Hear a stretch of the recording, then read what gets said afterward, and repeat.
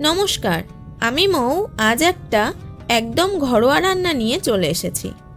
যারা নতুন রান্না করছে আশা করি তাদের কাজে লাগবে। তাহলে চলুন দেখে নিই। এখানে আমি 5 পিস রুই মাছ নিয়েছি। মাছগুলো একটু হলুদ লাগছে, তার কারণ হলো মাছগুলোয় হলুদ মাখিয়ে ফ্রিজে রাখা ছিল। এবার এই মাছে আমি 1/2 চামচ নুন আর 1/2 চামচ হলুদ দিয়ে দিলাম। এবার নুন হলুদটা মাছের দুপাশে ভালো করে মাখিয়ে নিচ্ছি।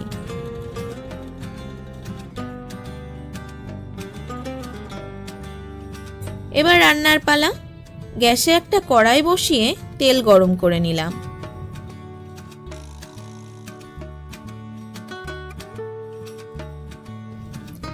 এবার লম্বা করে কেটে রাখা আলু দিয়ে ভেজে নেব।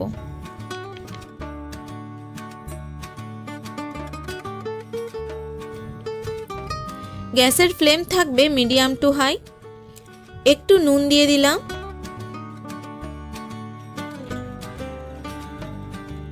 এবার দিচ্ছি একটু হলুদ গুঁড়ো।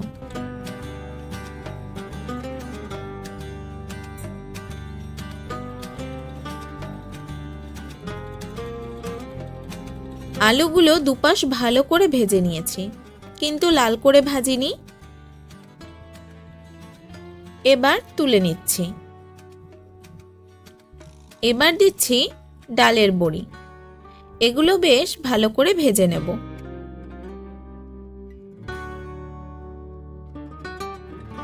ভাজা হয়ে গেছে, তুলে নিলাম। এবার আরেকটু তেল দিয়েছি। এই তেলটা ভালো করে গরম করে মাছগুলো দিয়ে দিচ্ছি।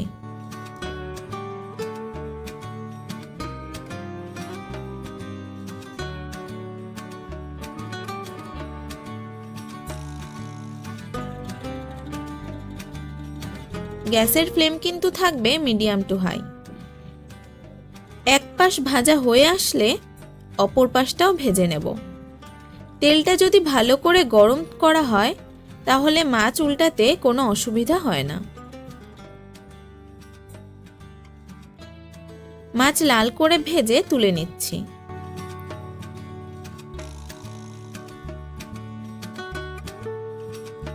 বাকি মাছগুলোও ভেজে নিচ্ছি।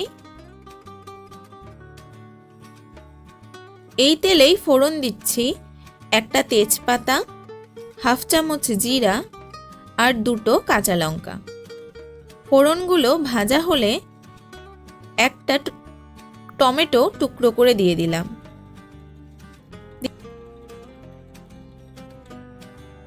দিচ্ছি একটু নুন, একটু হলুদ।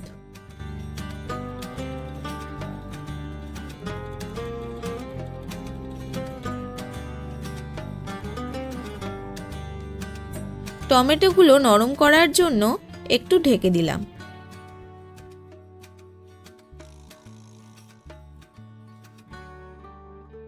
দু মিনিট পর ঢাকনা তুলে দিয়ে দিচ্ছি আদা বাটা 1 চামচ, 1 চামচ জিরা বাটা আর 1 চামচ লাল হয়ে যাওয়া কাঁচা লঙ্কা বাটা। এগুলো কাঁচা গন্ধ না যাওয়া পর্যন্ত কষতে হবে।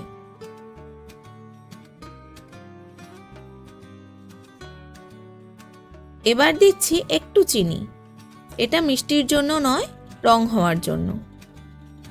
আপনারা না চাইলে দেবেন না। এবার একটু জল দিয়ে কষিয়ে নিচ্ছি।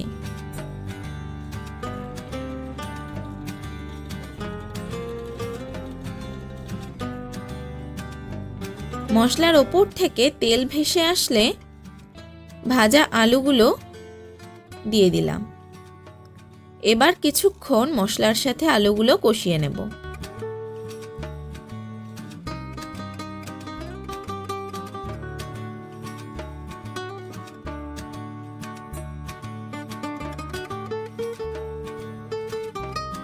এবার গরম জল দিয়ে দিচ্ছি। তারপর বড়িগুলো দিয়ে দিলাম। বড়ি যেহেতু জল টেনে নেয়, তাই যতটা ঝোল রাখতে চাইবেন তার থেকে একটু বেশি পরিমাণেই জল দেবেন। এবার কিছুক্ষণ ফুটিয়ে মাছগুলো দিয়ে দিলাম।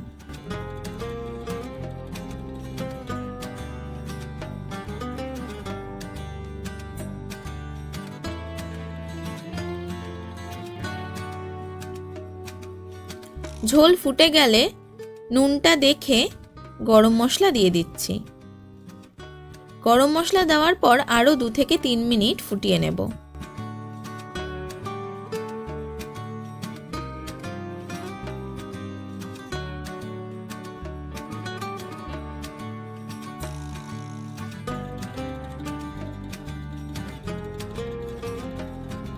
এখানে মাছের ঝোল হয়ে গেছে, নামিয়ে নিচ্ছি। এইভাবে করে দেখুন, সাধারণ একটা মাছের ঝোল রসনায় তৃপ্তি এনে দেবে। ভিডিওটি ভালো লাগলে প্লিজ সাবস্ক্রাইব করে দেবেন।